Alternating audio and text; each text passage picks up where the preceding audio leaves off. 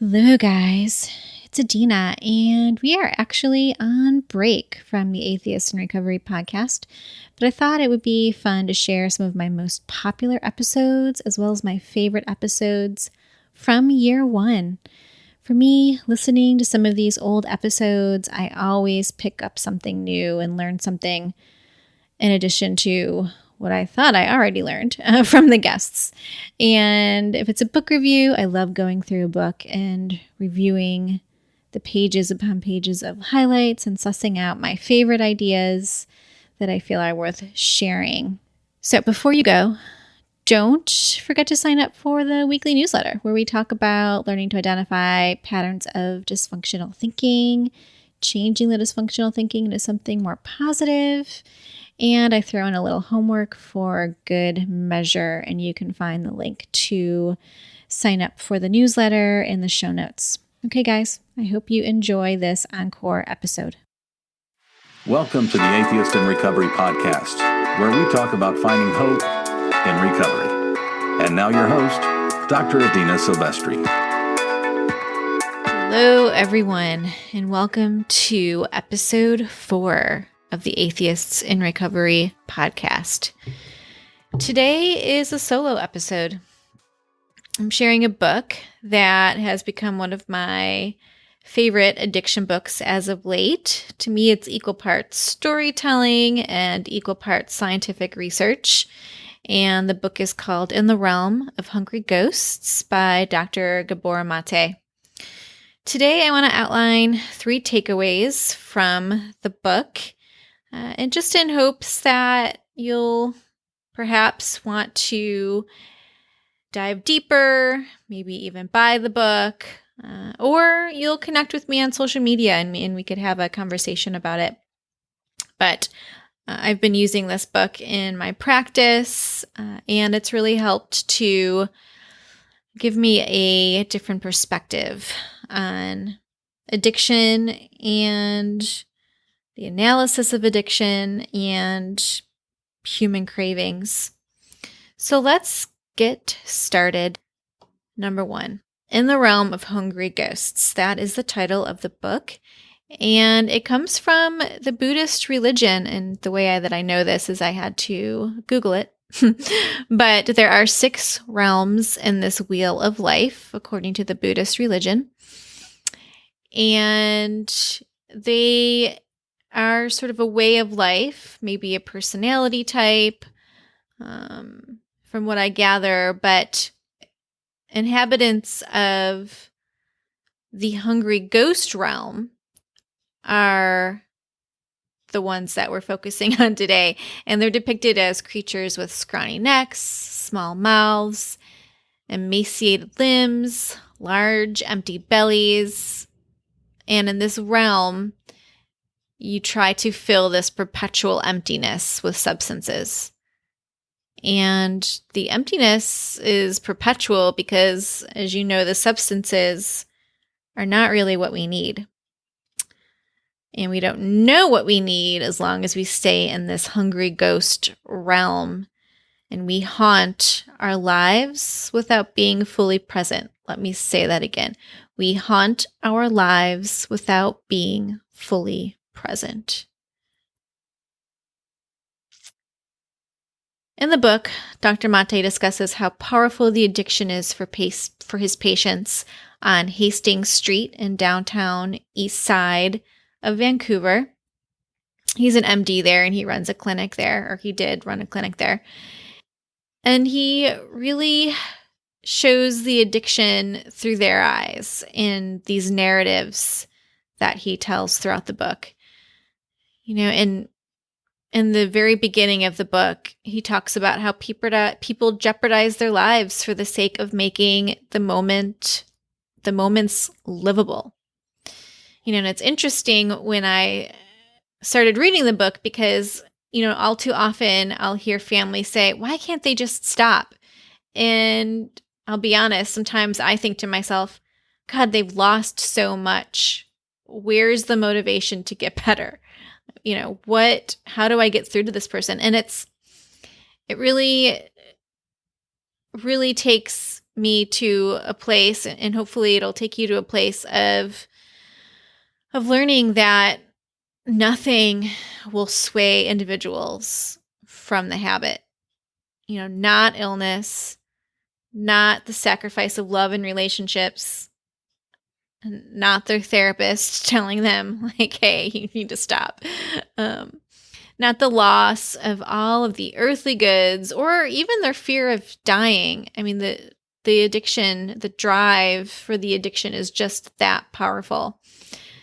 And I also like how Dr. Mate talks about the suffering down at his Hastings Street Clinic is being multi-generational. And I feel like, in the realm of trauma, that's a little bit of a new field of discovery, multi-generational. So, the generations prior, if one generation of a family member had trauma, then that affects generations to come.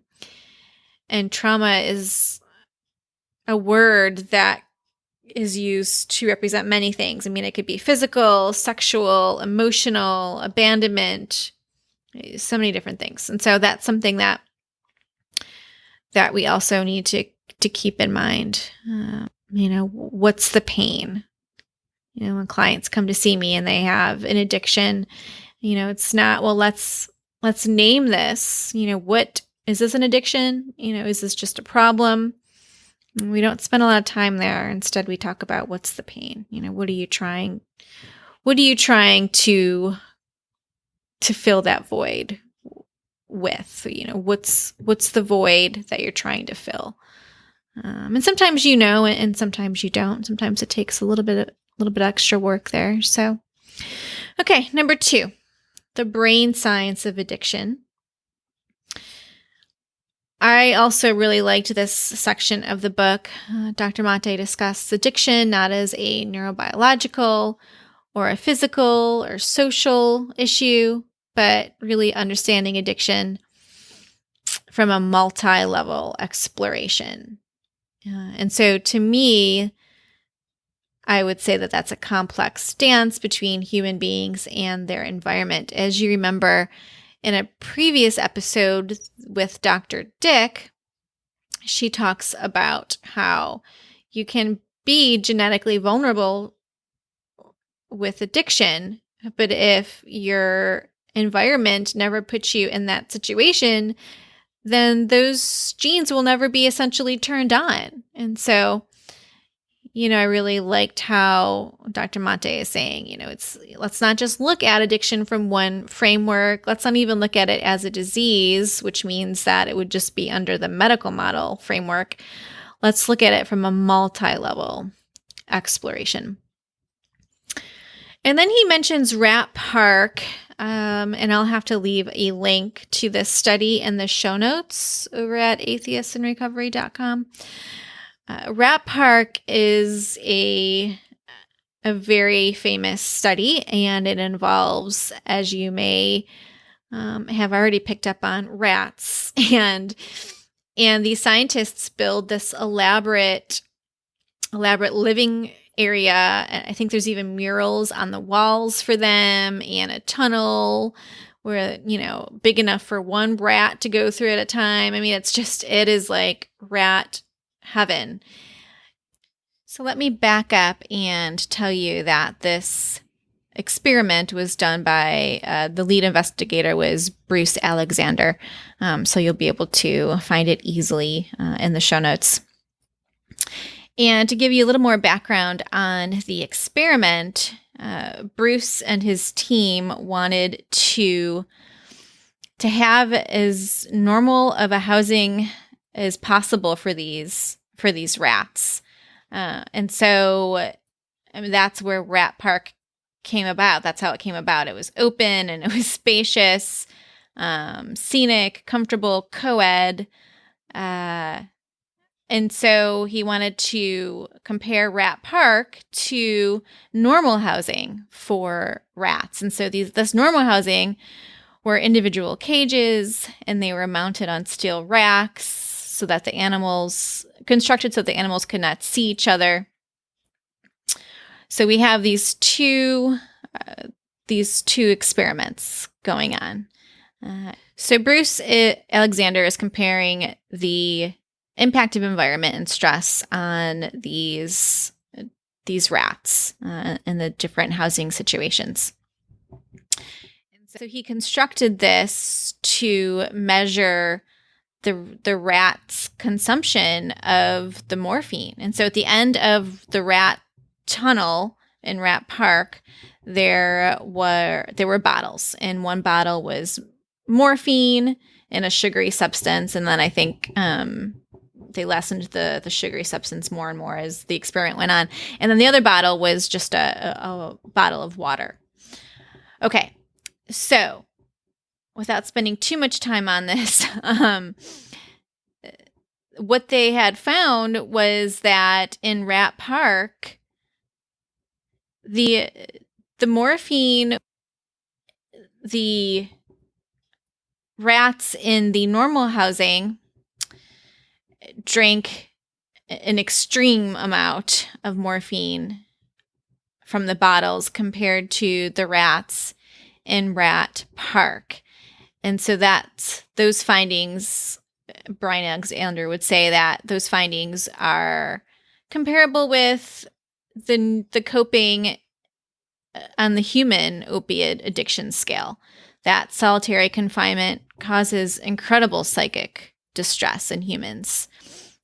And it's just as likely to be stressful to other social species. And so I found that was really interesting. And then, of course, the longitudinal studies with the Vietnam veterans, where many veterans were addicted to heroin over in Vietnam. And, because of the significant stress, that's how they dealt with those external stressors. They used heroin, but then when they came back, most of the vets did not continue that heroin addiction, which is an important thing to highlight. So drugs do not make anyone an addict any more than food makes a person into a compulsive eater. I stole that from Dr. Mate. But I like it. So there has to be a pre-existing vulnerability there, just as we said with the earlier podcast with Dr. Dick. Right. So environment is key. So you need the substance to be addictive. Obviously, you need to also be have a pre-existing vulnerability, and the evidence and the environment has to be just right. So the stress, there has to be external stressors that you feel like you can't control. So those three things, sort of the recipe that you would need. And so let's go on to number 3. Number 3 is the war on drugs. And I feel like eventually I'll have one full podcast on this because it's so interesting to me, and not in a positive way. But even as the name depicts, the war on drugs, it's such a doom and gloom metaphor. And, it's not even really appropriate to describe it as a war, to describe that as a complex social problem, because really we need to be talking about compassion for these people that are addicted to drugs and alcohol, and love and insight.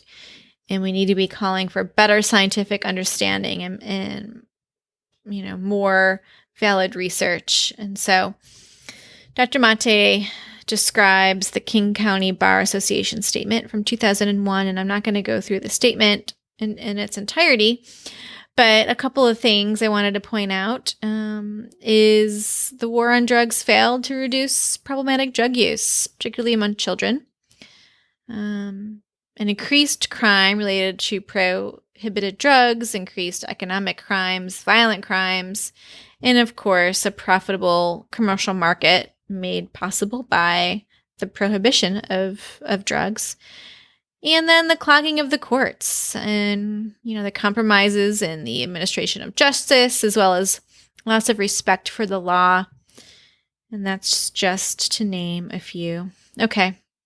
And just to recap, the highlights for me in this book is, the realm of hungry ghosts, and talking about what that realm means and how, in this realm you try to fill this emptiness with substances. And as we know, that emptiness cannot be filled until you figure out the root cause of such emptiness. And so we continue to haunt our lives without being fully present.